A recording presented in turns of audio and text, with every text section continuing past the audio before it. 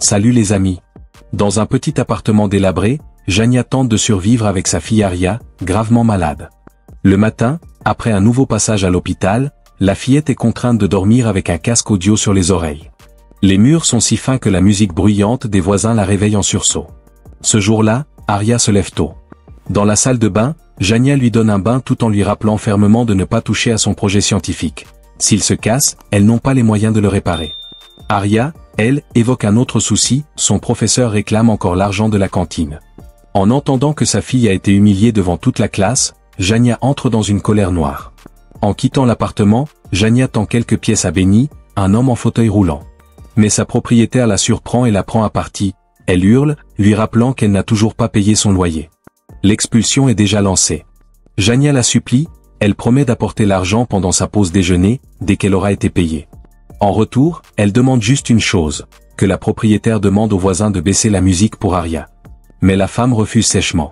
Ils paient, eux. Ils ont donc le droit au bruit. Plus tard, Jania dépose Aria à l'école.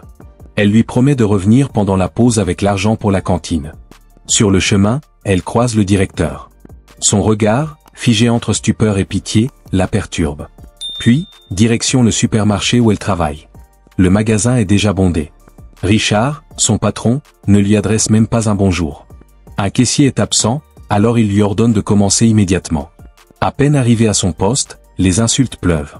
Richard lui reproche sa lenteur. Des clients s'impatientent. Une femme essaie de payer avec une carte d'aide sociale, mais certains articles ne sont pas couverts. Jania tente d'expliquer calmement, mais la cliente explose de colère. Elle part sans rien acheter. À la sortie, son mari lance une bouteille en verre sur Jania. Richard, indifférent à l'agression, ne pense qu'à la propreté du magasin. Il ordonne à Jania de nettoyer tout ça immédiatement. Les autres clients râlent, la caisse est fermée, ils doivent attendre. Pendant qu'elle cherche le matériel de nettoyage, une collègue, voyant sa détresse, propose de lui prêter un peu d'argent. Mais Jania refuse. Elle sait que son amie est dans le même genre de galère. Et puis, aujourd'hui, elles doivent enfin être payées. Mais le téléphone sonne. C'est l'école. Aria n'a pas reçu son argent pour la cantine, et elle est blessée. L'enseignant veut comprendre. Jania tente d'expliquer, elle est tombée dans la baignoire ce matin. Mais il reste méfiant. Richard la surprend en pleine conversation. Il l'oblige à raccrocher. Elle le supplie.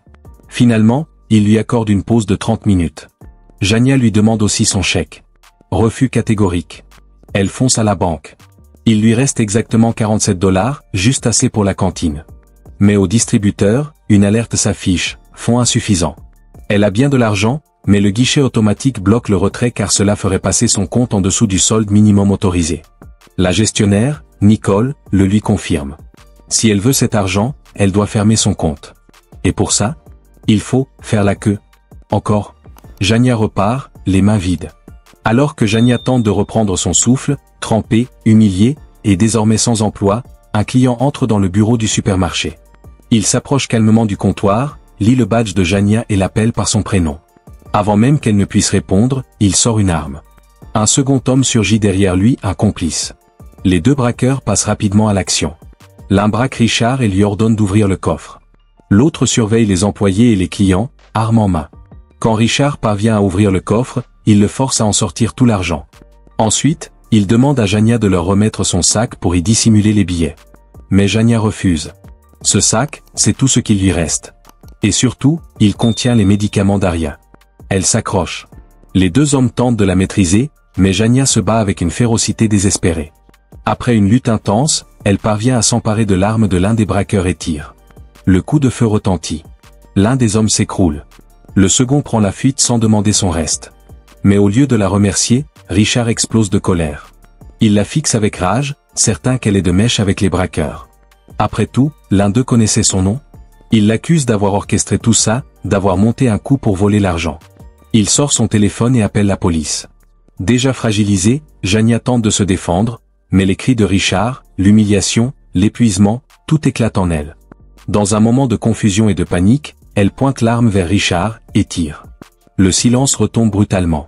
Sous le choc, elle attrape en vitesse son chèque et s'enfuit vers la banque. Arrivée devant les portes fermées, elle supplie le vigile de la laisser entrer. Il refuse d'abord, l'agence est fermée, mais Nicole, la gestionnaire qu'elle a vue plus tôt, l'aperçoit à travers la vitre. Touchée par son désespoir, elle décide d'ouvrir malgré tout. Jania explique qu'elle doit encaisser son chèque immédiatement. Mais le guichetier lui demande une pièce d'identité. Or, elle n'en a plus. Tous ses papiers ont été confisqués par la policière quand sa voiture a été saisie. Elle tente de s'expliquer, implore, justifie. Mais rien n'y fait. L'employé refuse catégoriquement. À bout, Jania craque à nouveau. Elle révèle qu'elle a encore l'arme. Pas pour menacer mais simplement parce qu'elle ne sait plus quoi faire. Le vigile, terrifié, appuie sur le bouton d'urgence. Peu après, Nicole reçoit un appel des autorités. Paniquée, elle leur décrit Jania, affirmant qu'elle est armée, et croit, à tort, que le projet artistique dans le sac, celui d'Aria, est une bombe artisanale. Pendant ce temps, 2 détectives, Raymond et Grimm, arrivent au supermarché. Ils inspectent les lieux de la fusillade. Les caméras de sécurité révèlent les actions de Jania, sans filtre ni émotion. Tout est là. Son visage. Le tir. Sa fuite. Quand ils interrogent les employés, une collègue de Jania prend sa défense. Elle affirme, les larmes aux yeux, que Jania n'est pas une criminelle. Qu'elle n'aurait jamais fait une chose pareille. Mais son émotion est telle que Grimm se méfie.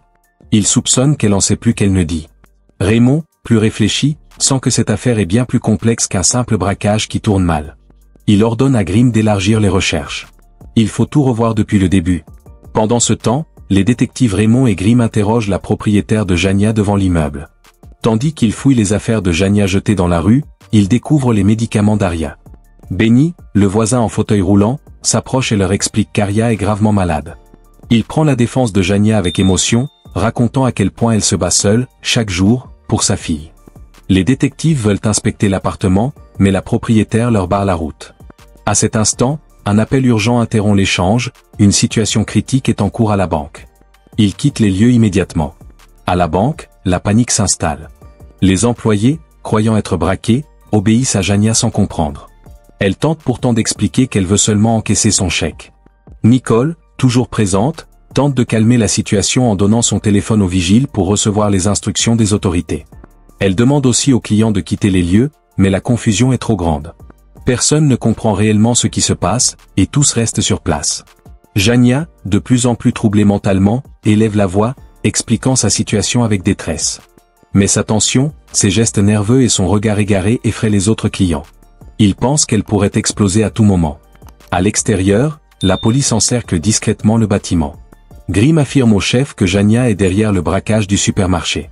Raymond, lui, reste persuadé qu'elle est simplement dépassée, victime d'une rupture mentale due à l'accumulation des épreuves.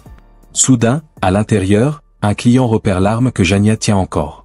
Il tente de la désarmer, et dans la lutte, un coup de feu part accidentellement vers le plafond.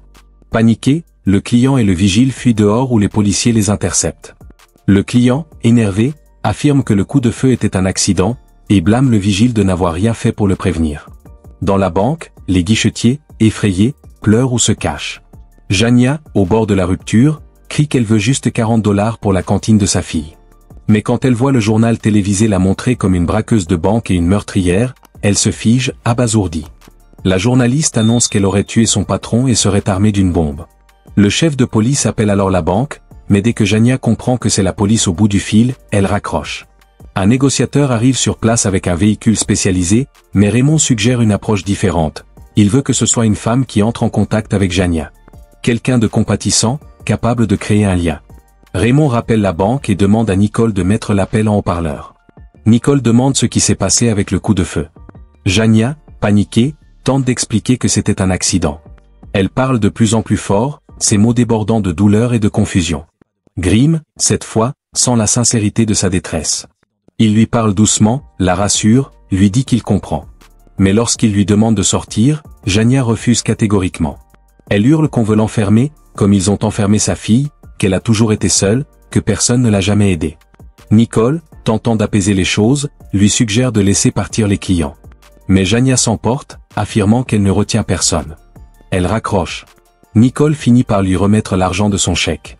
Jania, d'un geste décidé, en extrait $40 et supplie Nicole de les apporter à Aria. Elle sait que la police ne la laissera pas faire elle-même. Sur les écrans de télévision, elle voit les policiers se positionner autour du bâtiment. Affolée, elle ordonne au guichetier de baisser les stores de l'entrée. Dans le camion de commandement, les agents observent les images de surveillance. En voyant un objet étrange dans le sac de Jania, certains redoutent qu'il s'agisse bien d'une bombe. Un guichetier, en parallèle, commence à filmer discrètement la scène avec son téléphone. À l'intérieur, une cliente âgée demande à s'asseoir. Sans hésiter, Jania se tourne vers Nicole. Donne-lui une chaise, s'il te plaît.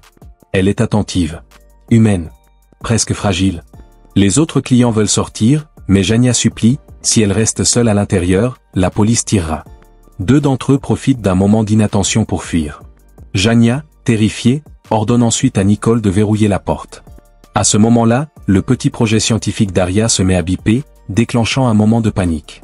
Nicole et la police croient que tout va exploser, mais Jania se précipite et l'éteint simplement.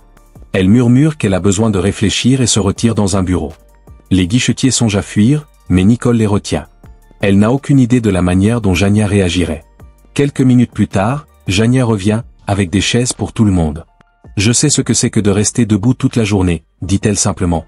Depuis le camion, Raymond observe et commente, ce n'est pas le comportement d'une criminelle. Une braqueuse n'agirait jamais comme ça. Un policier entre et annonce qu'ils ont les plans du bâtiment. Il propose une intervention avec des grenades assourdissantes. Le chef hésite, la possible bombe rend l'opération trop risquée. Certains suggèrent d'appeler le FBI, mais Raymond s'y oppose fermement. Ce n'est pas une terroriste. C'est une mère désespérée. Si le FBI arrive, il risque de lui tirer dessus sans réfléchir. Donnons-lui une chance. Le chef acquiesce.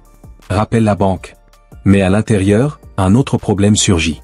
Jania, les nerfs à vif, ne supporte plus la sonnerie du téléphone. Mais Nicole réussit à convaincre Jania qu'elle peut encore l'aider à retrouver sa fille. Lorsque Jania décroche enfin le téléphone, elle raconte tout, ce qui s'est passé lors du braquage du magasin, les problèmes avec son chèque, les médicaments d'Aria, sa blessure, ses 2 emplois, son expulsion, toute sa vie, une accumulation de malheurs. Raymond comprend enfin pourquoi Jania croit qu'on ne l'aidera jamais. Jania est persuadée qu'Oliver est toujours là, prêt à lui tirer dessus comme il l'a promis. Ce que Jania ignore, c'est que l'appel est diffusé en direct sur Internet. La vidéo devient virale, et les gens à travers la ville commencent à compatir. Raymond, les larmes aux yeux, avoue qu'elle a grandi dans une situation semblable. Elle promet son aide, mais pour cela, Jania doit sortir. Cette simple demande la fait encore craquer. Elle hurle qu'elle ne sortira pas tant que la police sera là, puis raccroche. Raymond, bouleversé, doit sortir prendre l'air. Pendant ce temps, le chef découvre la diffusion en direct et ordonne de brouiller le signal. De son côté, Jania réalise que les caméras sont toujours actives. Elle demande à Nicole de l'accompagner pour les éteindre. Une guichetière tente alors de s'échapper, mais la porte est toujours verrouillée. Après avoir désactivé les caméras, Jania laisse les clients aller aux toilettes, un par un. À l'extérieur, Raymond et Grimm enquêtent et retrouvent enfin la policière qui a saisi la voiture de Jania. Poussée à bout, elle finit par avouer qu'Oliver a bien menacé Jania. Raymond, furieux, frappe Oliver au visage sous les acclamations de la foule. Le chef le fait immédiatement arrêter. Dans la banque, la tension reste palpable. Une guichetière se plaint de la chaleur, et Jania leur répond que c'est ce qu'elle endure chaque nuit. Nicole remarque qu'elle a froid, lui prête sa veste, et l'emmène dans un bureau. Là, Jania aperçoit une photo de famille, et la discussion s'oriente vers les enfants. Nicole assure que Jania est une bonne mère. Elle tente de la convaincre d'accepter de l'aide, mais Jania a toujours peur d'Oliver. Le soir, le FBI arrive. Jania panique en entendant le vacarme et demande à Nicole de vérifier. À travers la porte, elles entendent la foule scander « Libérez Jania ». À la télévision, on voit des pancartes, des manifestants, même Benny témoigne à son sujet, disant à quel point elle l'a aidé malgré sa propre misère. Le chef de la police tente de convaincre le FBI qu'il contrôle la situation, mais il ne l'écoute pas. Pendant ce temps, Nicole explique qu'elle s'est portée volontaire pour travailler dans cette agence précisément parce qu'elle voulait aider les femmes abandonnées par le système. Soudain, une vieille dame annonce qu'elle est diabétique et ne se sent pas bien. Jania la laisse sortir avec Nicole. Dehors, Nicole refuse de rester avec les autres. Elle retourne dans la banque, convaincue que Jania n'a plus que son soutien. Le FBI appelle, mais refuse de passer Raymond.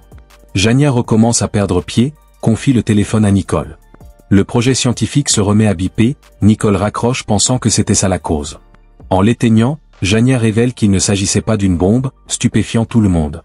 C'était un projet scolaire.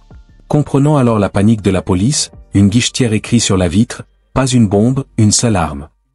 Jania veut que Nicole appelle les autorités, mais celle-ci refuse, pensant que cette fausse alerte les retient d'intervenir. Elle propose plutôt que tout le monde sorte sans le sac. Pendant ce temps, Raymond retrouve la policière impliquée dans l'histoire d'Oliver. Celle-ci confirme ses menaces. Raymond explose et frappe Oliver, acclamé par la foule. Le chef fait embarquer Oliver. Le téléphone sonne dans le camion, mais le FBI refuse de décrocher. Raymond, excédé, prend l'appel. Elle annonce à Jania l'arrestation d'Oliver. Jania demande une preuve, une photo. Si elle la reçoit, elle sortira sans arme. Le FBI, impatient, veut intervenir. Alors Raymond court vers la banque et montre son téléphone à travers la vitre, on y voit Oliver menotté. Jania, soulagée, libère tout le monde, sauf Nicole. Elle lui prend la main et lui demande une promesse, voir Aria même en prison. C'est à ce moment que le téléphone sonne à nouveau, c'est la mère de Jania, visitée par le FBI. Jania déballe enfin toute sa douleur, mais sa mère l'interrompt d'une voix bouleversée. Aria est morte. D'une crise dans la nuit. Tout ce qu'a vécu Jania depuis l'appel de l'école, les services sociaux, le projet, l'argent n'était qu'une hallucination née de sa souffrance. Nicole le savait déjà, mais n'avait rien dit, de peur d'aggraver son état. Sous le choc, Jania imagine le FBI défoncer la porte pour l'abattre. Mais encore une fois, c'est une illusion. Nicole la ramène doucement à la réalité. Lentement, Jania sort, les mains en l'air. Raymond l'accueille avec humanité, et la foule applaudit cette femme brisée, désormais conduite en voiture de police. Abonnez-vous et activez les notifications pour ne rien manquer de nos prochaines vidéos. Merci d'avoir regardé.